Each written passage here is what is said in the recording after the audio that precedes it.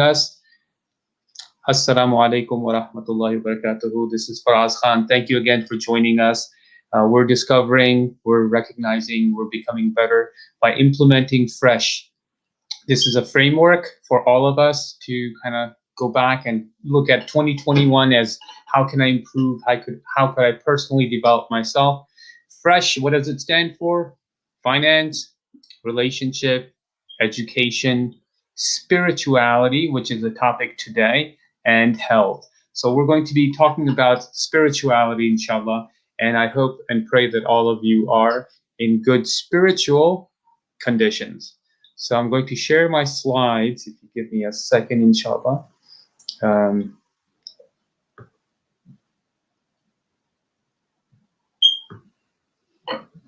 Okay, so first thing first, and this was the program that we covered on education. I hope you had a chance to review that. And if you review these previous ones, you will know that all 5 of these pillars are interconnected. So now we're talking about spirituality. And what does spirituality mean, right? To many people, it means many things. But I'm going to be very specific here. We're going to talk about Islamic, right, Muslim perspective on spirituality or Islamic spirituality. Although what you may not know is that even though because when I put the spirituality aspect in the F.R.E.S.H as a component of your life to improve on, most people, think of religion, or many people in the Western audience or in the Western sphere think of religion as something that is negative. It kind of restricts your freedom, in terms of your existence. But spirituality is something that everybody almost agrees upon, even the agnostics and the atheists. They do feel that there is some sort of spiritual connection. There's an inner connection and inner peace that we strive for, which is not to be explained by physical things, right? Physical reality. So I want you to recognize that first of all, it's something, spirituality is something that is very common. It's very core to our very core of being human, being people, that we all have that spirituality. Even those who don't believe in God, those who don't believe in religion, they also look for spirituality and spiritual exercises. So I just wanted to mention that. I wanted to mention that it's Islamic spirituality perspective that I'm going to talk about briefly. Disclaimer, I am not a sheikh, guru, pir sahab, or any of that. I'm just a person who's writing a perspective, right, on these things, what I have read, what I have reviewed, and what I've looked into. So this is a personal, obviously, idea. I am not here to bash anyone or what they should be doing. It's a personal journey. I really believe that spirituality is something personal to people, and different people may have different ways of growing, but we all agree, and this is what the idea of the first slide was, that we all agree that we need to grow spiritually. And what does spirituality means to you? It's, in a nutshell, finding peace in chaos. That's what spirituality is.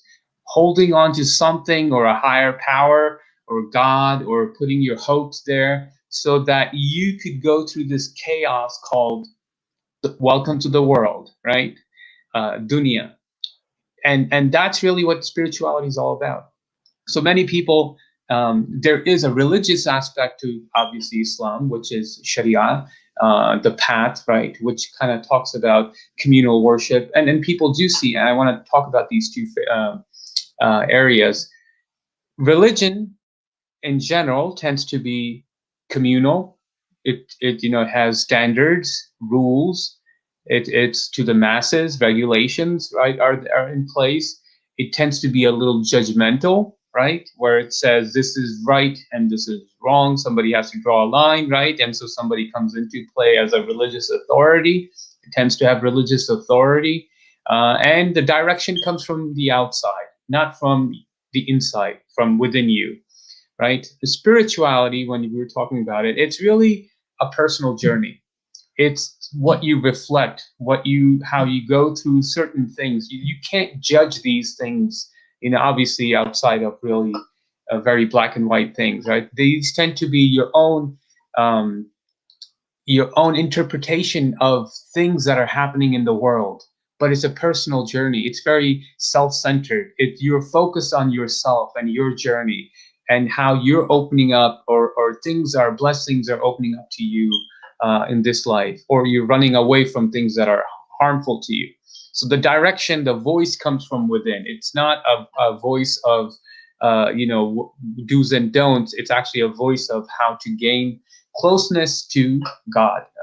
So that's how we would look at it. So spirituality is connecting or connection with someone higher than you, obviously. In the world of spirituality, I want to give you this so you have an idea before we come to talk about how Islam, Quran, Sunnah, tasawwuf, how Muslims have seen spirituality. People at large, right? They've had really two ways of gaining knowledge. One is esoteric way, that we could say, relying upon soul or introspection, right? What is introspection? Is that if I tell you that I have a headache, right? You can't open up my head and find that headache, but you know what a headache is like because you've also experienced it. So when I tell you I have a headache, you really know what a headache is like, right? Unless I'm talking to a baby or something like that. So that's a knowledge that's gained through introspection, right? So gained from one's experience. And it's an inner dimension. You don't physically see love. You don't see these reality of generosity. You may see, signs of it on a person, but what their heart's all about, right? You can't really see those. So people have focused, some of the religious aspect people have focused on the inner dimension, on soul. And so they have come up with many ways of finding God through rigorous physical exercises, i.e. yoga. We know that, right? And so they have come up with different methodologies of practicing some spiritual exercises to gain closeness to God. That's one method. The exoteric method, which could be defined as mind and knowledge, world experience, focus on the lived experience and reality and body, going out there in space to find God sometimes, right? This is a mentality some people have, not all. But this idea of having knowledge and a tree and a leaf and a star, they all point in one direction, and that is to know God. So that knowledge is also very helpful in knowing certain things, knowing the exoteric reality. But then there is another third, which is revealed or revelation. And that has to have two things: message from God, as we Muslims believe, and a messenger. So these are two, and this is, again, so those exoteric experiences could be true or false, but when defined by revelation, you have a good idea of which direction to go and what is the proper methodology. So at this point, I want to talk about, I'll give you a question, and we're going to talk about, humanity's biggest problem. What is humanity's biggest problem? Because spirituality connects to it. You know what this huge problem is? It has nothing to do with flying or going to sleep, eating food. It has nothing to do with that. Humanity's biggest problem is called death. Yes, death. And that's where all of human struggles come in, but where we want to live, but there is this stop, where there's this blank screen, there's this black point where we reach, where wherever people go, they don't return after that part. So we have, all the religions, all the people have an understanding of death and what happens thereafter. But that's really the biggest problem.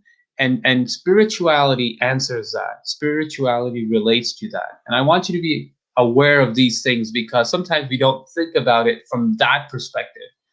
So having spiritual goals, what do I mean by that? Before I go into text and meaning and these things, I'm going to give you again a very broad bird's eye perspective. Having spiritual goals, you have goals for your finance, right? Do you have how much you're going to earn next year, what position you should be looking at, what car, what house, bigger square footage, graduation, degrees, getting married, right? All these are goals, financial. Then you have goals that are related to health, how many times you should exercise, what type of food you eat, where you should shop, what you should not eat.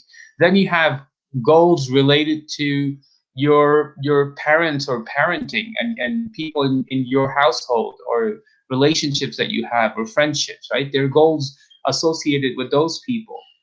And then you have goals that are related to, again, many other aspects of your life. But this is one thing where many people forget to have goals. And in order for us to grow in spirituality, I'm not going to give you do A, B, and C, or drink A, B, and C, and you'll be spiritually healthy. It's going to be a different journey for everybody, because everybody's different. So you have to ask yourself, where are you struggling in terms of your connection with Allah subhanahu wa ta'ala, right? With God, from a Muslim perspective. Where are you struggling? And why are you struggling? What's in between, right? What that's really pulling you away from that direction? Is it too much occupation with this world, where you sleep too much, you eat too much, you watch other things too much, you listen to things too much, and then it just have an effect. They just simply start resonating, right? Like so like these chemicals who give, like, all these infrared rays or other types of rays in the world back, right? Radioactive material. That's what I was thinking. Radioactive material. Is it like that? So we have to really think about what it means to how we're spending our time. And then we could think about what's hurting us first, and then what would make us grow spiritually. So everybody's going to have different spiritual journey, different spiritual exercises, right? Now, what I want you to focus in terms of ibadah, in terms of worshiping God, there are the Sharia, right? The religion, Islam. It gives you concrete ways of worshiping God. So you're no longer at the whims of your desire. Like, how do you worship God? You don't have to build a pagoda like at the summit of a mountain. You don't have to go and drink water from the river every time late at night or at sunset or sunrise. You don't have to do those spiritual things in terms of worshiping God.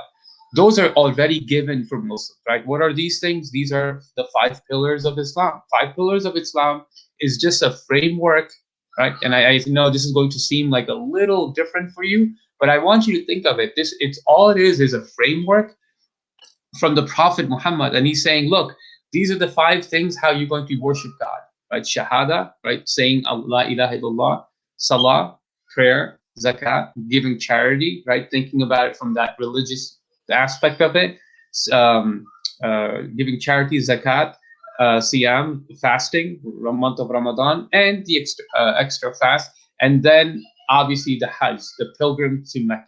Right, so these are the others. You're not going to go for pilgrims to other places. You don't have to do that. That's not required of religion.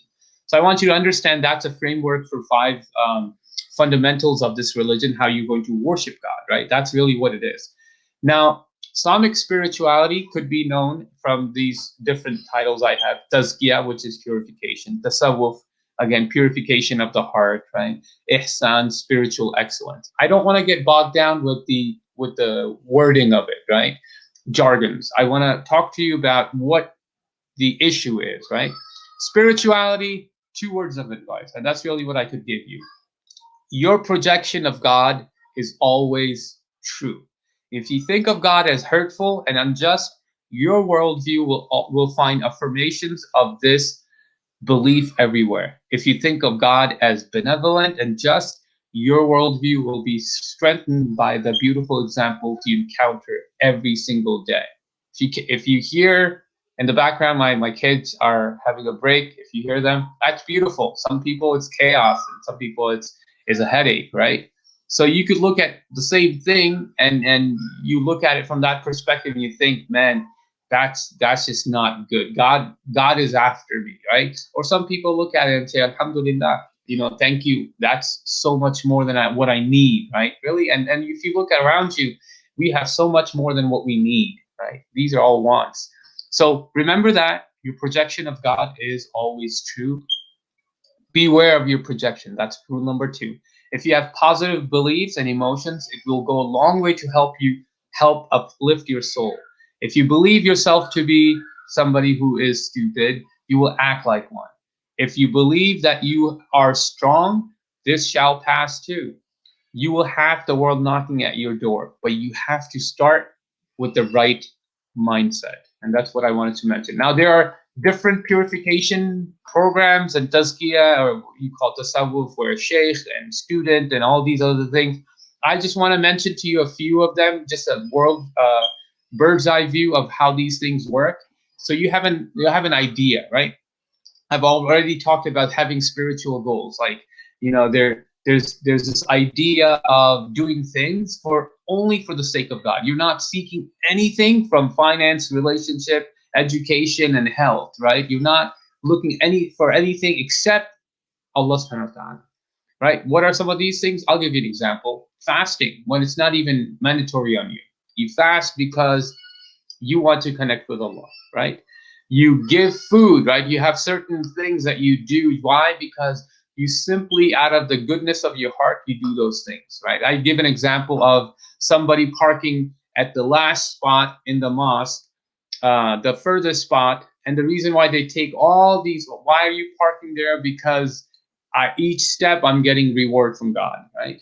So that's a way of looking from a spiritual perspective, and we should have those spiritual goals. What can I do with my life and the things that are given to me that I could gain, inshallah? It's going to be a little bit longer than the usual session, but I'm hoping that you are learning and enjoying as well as I am, inshallah, in your company. Last few minutes. So I'm going to give you these purification programs. Number 1, the gist of it is this: protect your heart and the 7 avenues to your heart. What does that mean? So this is program number 1. Sheikh Hamza Yusuf and Imam Zaid Shakir, they wrote a book, An Agenda to Change Our Conditions, and this also mentioned that. And many of the books of many great scholars, Imam Ghazali and others, have mentioned that. Sidi Ahmed Zarruq, he had a similar program, An-Nasihatul Kafiya, Ad-Dinul Nasiha, An-Nasihatul Kafiya, the booklet that he wrote, same program, it's in there. So protect your heart, right? So how do you protect your heart? By making sure that your eyes don't indulge in haram, right? Anything that's forbidden. Your ears don't indulge or listen to things that are haram, like gossip and things like that. Your tongue doesn't tell lies or is dishonest with people. Your stomach, what you eat, meaning that what you earn through is not something that is haram, right? Your legs don't go to a place or places that are considered, or even your hand now with the remote control, right? It doesn't go to places that are considered, that will wipe away that spiritual good if they're considered to be haram, right? Places where God has forbidden these things, because we understand, as well as Sharia or Revelation tells us, that these are the things that you should not do, right? Obviously guarding private parts, right? And your hands as well. So this is a program that talks about 7 avenues to your heart. If you protect yourself, 7: eyes, ears, mouth, stomach, legs, hands, right? Private parts. If you protect yourself from the haram, then you become, hopefully, have a good and pure heart, right? That's number 1. That's a way of looking at it. The second model that I would give you is repentance. And all of them come from, obviously, you could find numerous ahadith and ayat about these things. Repentance is basically tawbah, and there's a path to it that you will not go back, right, to doing the same thing at present. So you say, I will stop at this point. Present, you say, at this point, you make a commitment to live by the right way, right? And in whatever you're finding in your life that you have been doing that is wrong.